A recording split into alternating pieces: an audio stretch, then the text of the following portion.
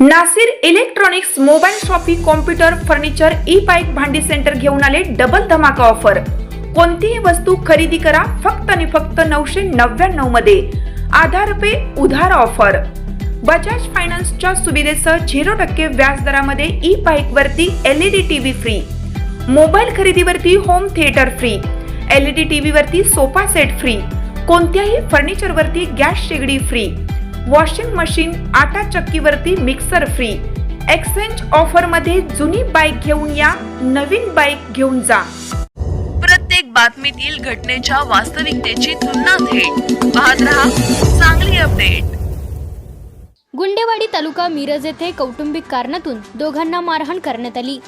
यामध्ये विमल वनांना कांबळे व त्यांचा भाचा समीर रमेश कुर्णे हे दोघे जखमी झाले।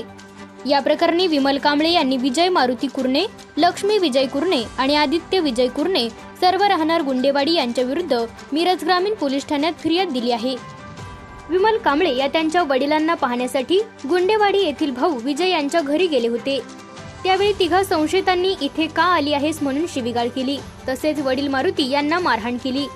भांडण सोडवण्यासाठी विमल यांची वहिनी रेखा कुर्णे आणि भाचा समीर कुर्णे हे दोघे आले असता त्यांनाही मारहाण केली।